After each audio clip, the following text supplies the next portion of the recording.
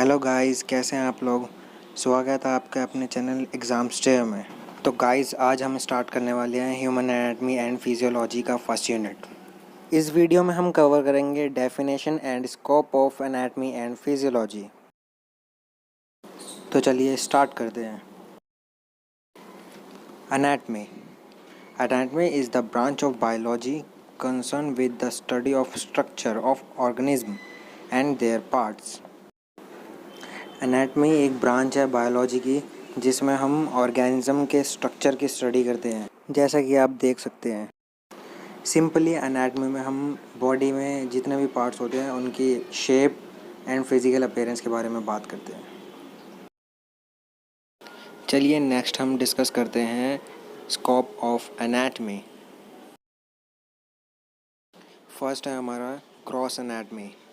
Gross anatomy is the branch of anatomy that deals with the macroscopic structure of tissue and organ. Gross anatomy में basically हम macroscopic structure की study करते हैं। अब macroscopic structures वो होते हैं जिन्हें हम नेक डाइज से देख सकते हैं। ग्रॉस एनाटमी फर्दर दो तरीके से डिवाइड होती है। First is systemic anatomy, second is regional anatomy.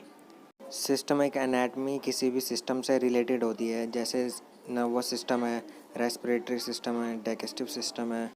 और रीजनल एनाटमी बॉडी के किसी भी स्पेसिफिक रीजन से रिलेटेड होती है, जैसे हेड हो गया, चेस्ट हो गया, लेग हो गया, एब्डोमेन हो गया। सेकंड आता है हमारा microscopic anatomy. Microscopic anatomy is the branch of anatomy that deals with the microscopic structure of cell and tissue. Microscopic anatomy में बेसिकली हम माइक्रोस्कोपिक स्ट्रक्चर्स की स्टडी करते हैं। और माइक्रोस्कोपिक स्ट्रक्चर्स वो होते हैं जिन्हें हम नेक डाइज से नहीं देख सकते, जिसके लिए हमें माइक्रोस्कोप की हेल्प लेनी पड़ती है। नेक्स्ट आता है physiology. Physiology is the scientific study of functions and mechanism in living system. Living system में किसी भी पार्ट्स के फंक्शन की स्टडी करना या जो भी मैकेनिज्म उसमें हो रहा है उसकी स्टडी करने को हम फिजियोलॉजी कहते हैं। सिंपली फिजियोलॉजी क्या होती है? फिजियोलॉजी का मतलब होता है कि जैसे कोई भी ऑर्गन है बॉडी का, जैसे हम ले लेते हैं हार्ट ले लेते हैं, तो हार्ट कैसे पंप कर रहा है और कैसे वो अपना फंक्शन कर रहा है प्रॉपर, उसकी स्टडी को हम फिजियोलॉजी कहते हैं। चलिए नेक्स्ट हम डिस्कस करते हैं स्कोप ऑफ फिजियोलॉजी। फर्स्ट है हमारा respiratory physiology. Respiratory physiology is the study of function of lungs and air passage. Respiratory physiology में हम स्टडी करते हैं लंग्स और एयर पैसेज की फंक्शनिंग की। नेक्स्ट हमारा आता है रीनल फिजियोलॉजी।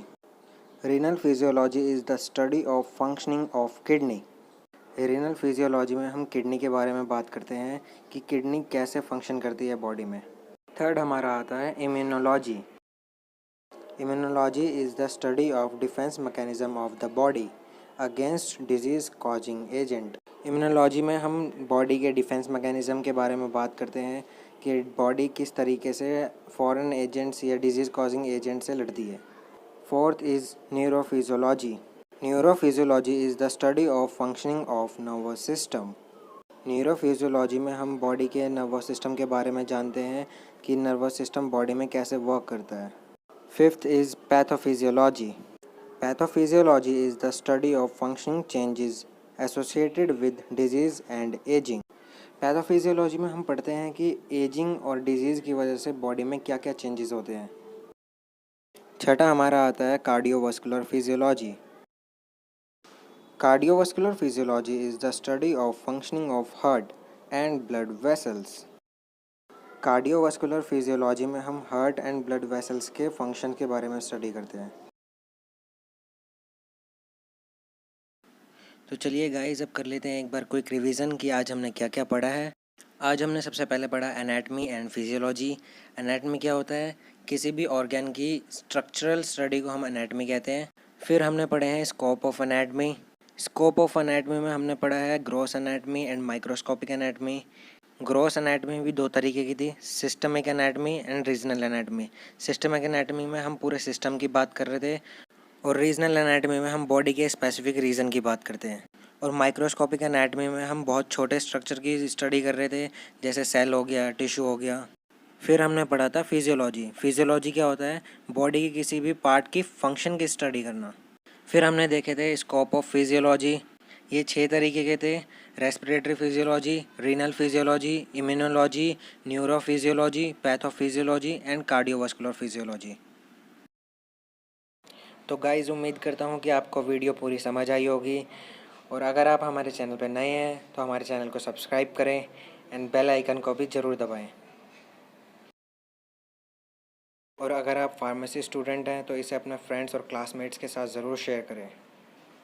चलिए गाइज़, मिलते हैं नेक्स्ट वीडियो में नए टॉपिक के साथ।